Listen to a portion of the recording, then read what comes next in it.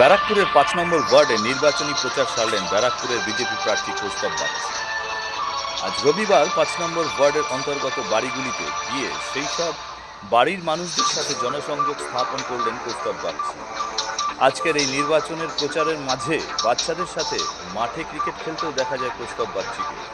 দেখুন আমাদের সেই প্রতিবেদন। এই দিন সংবাদ মাধ্যমের মুখোমুখি হয়ে ব্যারাকপুরের বিজেপি প্রার্থী কৌস্তব বাগচি কি শোনালেন আমরা শোনাব। ব্যারাকপুর থেকে দেবাশিস পালের রিপোর্ট, সংবাদ বঙ্গবাণী।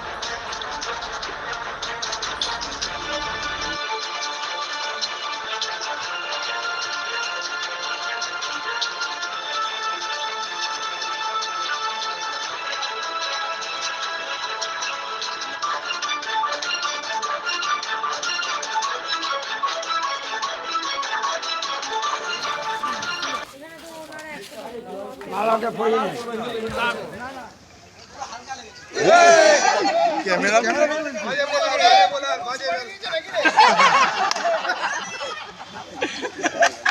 ওকে দে রেখে দে রেখে দে রেখে দে রেখে দে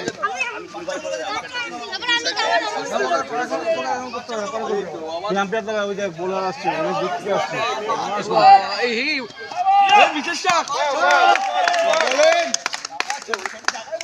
এই বিশেষটা অপেক্ষায় ছিলাম। এখন কি বল করবি না দেখো কি বলবে আজকে প্রচারে। নারকেল খাচ্ছি, প্রচারে গেছি যাদের যাদের বাড়িতে, সবাই কিছু না কিছু খাইয়েছে, এখন নারকেল খাওয়াচ্ছে, নারকেল খাচ্ছি। আমি ঘরের ছেলে ব্যারাকপুরে, আমার আলাদা করে কোনো কিছু বলার নেই। মানুষ বাড়ির লোককে থাকলে বাইরের লোককে খুঁজতে যাবে কেন? তোমার একটা গানকে নিয়ে এত বিতর্ক হচ্ছে, সবাই মিলে এত উল্টাপাল্টা কমেন্ট লিখছে।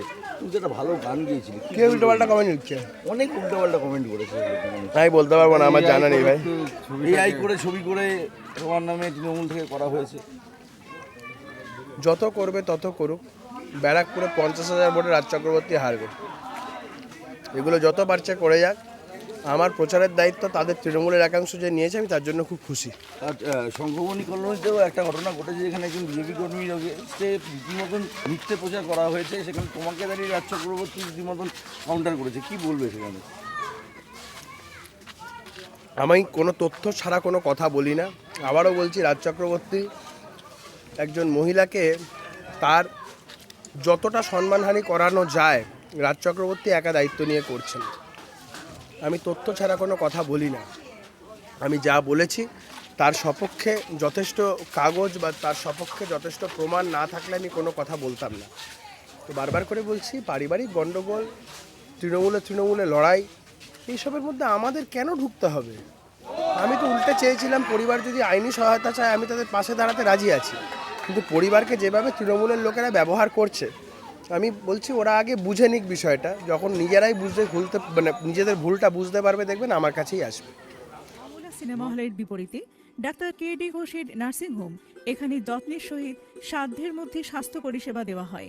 এখানকার অত্যাধুনিক ফেসিলিটিগুলির মধ্যে হল ICCU, AC sharing cabin, AC cabin, NICU, maternity, paediatric, ventilator facility, modular OT, orthopaedic surgery, any type of surgery, obstetrics and gynecology, 24 hours ambulance facility, general medicine, pathology, physiotherapy, PFT, ECG, EEG, Holter monitoring, এছাড়াও থাকছে daily OPD service, 24 hours emergency service. আমাদের ঠিকানা Barasat road, নোনা চন্দনপুকুর, ব্যারাকপুর।